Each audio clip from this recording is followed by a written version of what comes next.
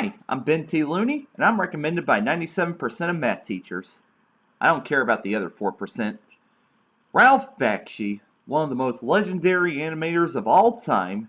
The 70s were a dark age for animation, as Disney was trying to recover from Uncle Walt's death, and Saturday morning cartoons were just as stupid as ever. It's no use, Robin. Grodd did a masterful job of f***ing us. But out of nowhere came Ralph Bakshi, an animator who took animation in a completely different direction, making it for adults. He mastered the animated X-rated movie with such successes as Fritz the Cat, Heavy Traffic, Coonskin, among others. But in the mid-80s, he took a break from movies to make the jump to Saturday morning cartoons. Yeah, the guy who animated an orgy in a bathtub was going to make a Saturday morning cartoon.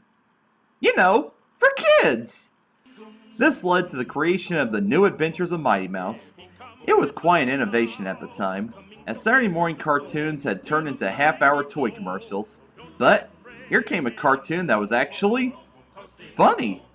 It wasn't made to sell toys, it wasn't based off of a celebrity, and it wasn't made to tell kids not to do drugs. It was made to be an actual cartoon, and people loved it. Not only that, it launched the careers of lots of young animators and writers, including Jim Reardon, Rich Moore, Bruce Timm, Andrew Stanton, Jeff Pigeon, Tom Minton, and of course, John Kricfalusi. Ralph Bakshi has been an impact on animation in more ways than one. It's hard to picture how the medium would have ended up without him. So, why am I delaying time by giving a history lesson on Bakshi? Because I don't even want to begin to talk about the subject of today's video. After Mighty Mouse was canceled because some pastor who had way too much time on his hands complained that the show featured cocaine use, Bakshi went back to film where he made, so far, his last movie, Cool World. Honestly, this movie had so much going for it. After the success of Who Framed Roger Rabbit, it was a genius idea to make movies that combine live action and animation, and this being a gritty and dark take on the idea showed promise. Not to mention that it had big stars attached to it, like Gabriel Byrne, Kim Basinger, and Hubba Hubba Brad Pitt! Not to mention Ralph Bakshi! How the hell can this movie not be good? Well, sadly, Bakshi had a completely different script before this movie was made. It was actually about a horror movie about a guy who has sex with a cartoon character, and she gives birth to a half-animated, half-human daughter who the father abuses, and the daughter tries to kill him. Is that not the best idea ever? Paramount didn't think so, and they butchered the script, and this was what we got. Well, guess I'm doing this alone. The hell you are? You think you can take on this movie alone? You got another thing coming, and that thing is me! You know, Del, from like further down the road. Ugh, let's just do this. Whatever. So, the plot of this movie gets going when Hubba Hubba Brad Pitt, Don't you mean Hubba Bubba Brad Pitt? plays a World War II soldier coming home from the war and getting in a motorcycle accident with his mom, when he somehow ends up in an animated world. Confused now? Like hell you are. This movie is only in its first 5 minutes. This guy literally lost his mom just seconds ago. Let's just send him to another dimension, because we're both like that. His life can be way more depressing than him just losing his mother. So, in a jail cell, we meet Jack Deeves, played by Gabriel Byrne, a cartoonist who's in jail for murdering his wife's sugar daddy. Huh. Kinda reminds you of that other movie, doesn't it? Yeah, I'm just gonna call him Kaiser Soze for the rest of the video. So, Jack gets sucked into his crazy cartoon world, and this is where the movie's main problem lies.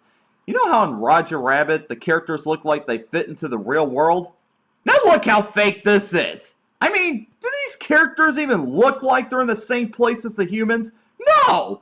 It works in Roger Rabbit because the characters were shaded to match the lighting of the scenes they were in. In this movie, it looks like they just plopped the cells into the footage right after the animation was done. It seems Ralph Bakshi was like, okay, the animation's done, but sir, we still need to. I said the animation is done. Okay. When your 70s movies look exactly like your 90s movies in terms of quality, there is a problem. The technique used for the animation in this movie was rotoscope, right? At least for the main characters. What this means is that, you first film a real person on camera, then you trace your cartoon character with the real person as a base, frame by frame. Fair enough, it's a pretty cool technique. Here's the thing though, in a movie where you're trying to show how wacky the cartoons are compared to the humans, all that's gonna do is make your cartoons more humanly, because they suddenly have much more human emotions. So what's their backup for this? They show random images of toons doing stuff in front of the image without anyone interacting with them, so of absolutely no consequence to the scene. Yeah, a recurring thing in this movie is the random animated characters run in front of the screen. In front of everything else! A plot? What's that? Here's some cartoon characters running across the screen. Wowie zowie! You still awake, kids? Going back to what I said earlier about rotoscope making the cartoon characters less cartoony, I have no idea why they took the approaches they did with their Toon World. What do I mean by this? Okay, when Kaiser Soze is zapped inside the cool world, the first time, the first thing he sees is two wolves, which actually is the same character colored differently, and then a very strange shot of a crowd of abominations keeping completely still. Honestly, this looks like the background for something, only they forgot to animate anything in the foreground. If the goal of your movie is to show how wacky these characters are, why keep these guys still? That's a very weird choice. But it is artistic, I'll give it that. That's a trademark of Bakshi's work. He doesn't like to use the same style throughout any of his movies. It's unique, but in a movie that's trying to distinguish two worlds from each other, it gets rather off-putting. Alright, fair enough. But if that's not enough, halfway through the movie, our main chick, Hollywood, get it? I'm just gonna call her Kim. Anyway, she gets transformed into a real person after having sex with Kaiser Soze. Which, let's be fair, people, at least half of us have dreamed of banging a toon, am I right? What are you talking about? People don't fantasize about cartoon characters. Unless there is a magical worldwide network that connects people from all across the globe to share their erotic fan art with people. But honestly, I don't see that ever happening. The main point is, however, that the worst thing you can do to any cartoon character is to give him a real-life human face. Because in that moment you've ruined the character, that's it. The magic of cartoons is precisely that they're not real-life people. They are bound by our laws, they're much more expressive. The moment you're turning them real life, all that is gone. Also, can I just say that Brad Pitt is so miscast here? I mean, Brad, what are you doing? You ought to be out in a convertible, bird-dogging chicks and banging beaver. What are you doing here, for Christ's sake? I mean, could you imagine if this was Fight Club Brad Pitt put in this situation? You think he'd put up with this? Forget about it. Here's a random Simpsons clip.